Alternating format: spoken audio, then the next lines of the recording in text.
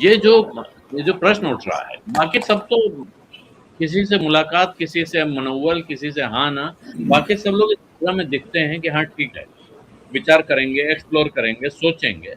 2 नेता ऐसे हैं जो पिछले काफ़ी समय से अपने आप को उस पद का दावेदार के तौर पे देख रहे हैं। इनमें सबसे बड़ा नाम वैसे राहुल गांधी का होता, लेकिन राहुल गांधी जिस अंदाज में राजनीति कर रहे हैं, उसमें उनके बारे में अब ये सवाल पूछना थोड़ा अजीब-सा लगता है कि वो दावेदार हैं या नहीं हैं, क्योंकि वो लगातार अपनी पार्टी के नेतृत्व से ही अपना दावा पीछे खींचते दिख रहे हैं। लेकिन ममता बनर्जी और दिल्ली के मुख्यमंत्री अरविंद केजरीवाल, ये 2 नेता, इनका आप उस इक्वेशन में उनको कहाँ देख रहे हैं? और अरविंद केजरीवाल का नीतीश कुमार के साथ मिलने के बाद दोनों की तरफ से कुछ नहीं कहा गया, इसको कैसे पढ़ें? देखिए आलोक जी, 2-3 चीजें हैं। पहली बात तो यह है कि ये जो नैरेटिव बनाने की कोशिश की जा रही है कि दरअसल नरेंद्र मोदी के खिलाफ विपक्ष की तरफ से प्रधानमंत्री पद का उम्मीदवार कौन है, ये भारतीय जनता पार्टी का नैरेटिव है और ये विपक्ष का नैरेटिव नहीं होना चाहिए। और भारतीय जनता पार्टी चाहती है कि ये नैरेटिव बने, क्योंकि फिर उसके बाद सीधे प्रेसिडेंशियल फॉर्म ऑफ इलेक्शन होगा और उसमें नरेंद्र मोदी के सामने जो व्यक्ति खड़ा होगा उसकी तुलना उनके साथ होगी। और ये एक चालाक रणनीति है, क्योंकि आज की तारीख में भारतीय जनता पार्टी अगर ये कहे कि उसके पास उपलब्धियों के नाम पे क्या है, तो क्या महंगाई उन्होंने कंट्रोल कर ली है, क्या उन्होंने बेरोजगारी कंट्रोल कर ली है, क्या देश की आर्थिक अवस्था बहुत बेहतर हो गई है, तो ऐसा नहीं है। तो इसलिए कोई ऐसी उपलब्धि उनके पास नहीं है जिसके आधार पर 2024 का चुनाव बहुत आसानी से जीत सके। लिहाजा भारतीय जनता पार्टी की तरफ से ये पूरी कोशिश हो रही है और होगी भी और होनी भी चाहिए कि दरअसल नरेंद्र मोदी के सामने कोई नहीं है, उनके जैसा नेता तो इस देश में पैदा ही नहीं हुआ और गांधी के बाद तो कोई ऐसा नेता था ही नहीं जो इतना जितना पॉपुलर हो। तो ये विपक्ष की रणनीति नहीं हो सकती, क्योंकि जैसे ही विपक्ष इस जाल में फंसेगा कि भाई नीतीश जी सामने आ रहे हैं या अरविंद केजरीवाल सामने आ रहे हैं या ममता बनर्जी सामने आ रही है या कौन सामने आ रहा है, तो वो खेल इनका ऑटोमेटिकली बिगड़ जाएगा। लिहाजा विपक्ष की रणनीति आज की तारीख में जो नीतीश कुमार कह रहे हैं, पहली कोशिश ये होनी चाहिए एक राजनीतिक चतुर खिलाड़ी के नाते कि नरेंद्र मोदी के खिलाफ समूचा विपक्ष एकजुट हो।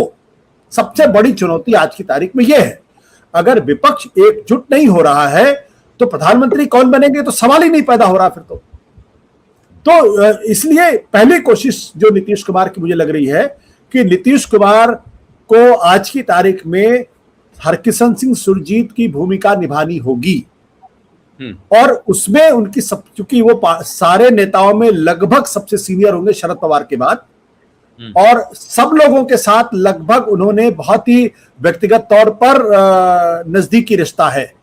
मैं व्यक्तिगत तौर पर जानता हूं कि अरविंद केजरीवाल के साथ उनके रिश्ते अच्छे हैं। नीतीश कुमार और ममता बनर्जी अटल बिहारी वाजपेयी की कैबिनेट में साथ साथ थे। करुणानिधि जो स्टालिन के फादर हैं वो अच्छे थे। बीजू पटनायक के साथ नीतीश कुमार के अच्छे रिश्ते थे। लालू प्रसाद यादव के साथ उनके अच्छे रिश्ते बन गए हैं या मजबूरी है, जो भी कह लीजिए।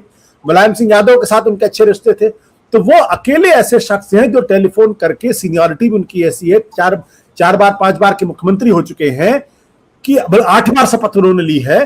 तो लिहाजा वो किसी को भी फोन करके कम से कम उनसे बात कर सकते हैं, उनको समझा सकते हैं, उनको समझाने की कोशिश करते हैं, जिसका अभी तक अभाव था। ममता बनर्जी ये काम नहीं कर सकती है, ये काम केसीआर नहीं कर सकते, ये काम शरद पवार कर सकते थे, लेकिन वो थोड़ी सी ढिलाई दिखा रहे हैं। ये काम उद्धव ठाकरे नहीं कर सकते थे, स्टालिन नहीं कर सकते थे। तो अकेले वो शख्स है जो इस काम को कर सकते हैं। इसलिए मेरा कहना है कि विपक्ष के सूत्रधार बन सकते हैं और इसीलिए नरेंद्र मोदी और भारतीय जनता पार्टी के लिए सबसे बड़ा खतरा वो है। बीजेपी की पूरी कोशिश ये होगी कि ये विपक्षी एकता ना हो पाए, और विपक्षी एकता ना हो ये पूरी कोशिश करेगी वो।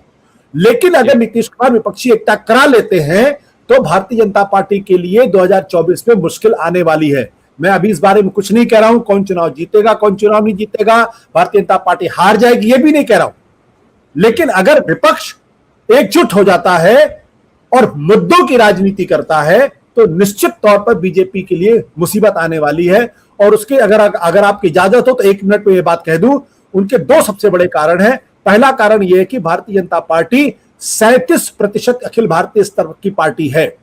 कांग्रेस पार्टी जब भी बहुमत का बना के आई है, एक आध बार को छोड़ दिया जाए तो 40 से लेकर 42%, 45%, 46% तक उसका वोट शेयर गया था। अगर विपक्ष एकजुट हो जाएगा तो जो 37% है वो वल्नरेबल होगा। मैं ये डंके की चोट पर कहता हूं, वो वल्नरेबल होगा। हारेगा नहीं हारेगा मैं बिल्कुल नहीं कह रहा हूं, लेकिन वो फायरिंग रेंज में आ जाएंगे।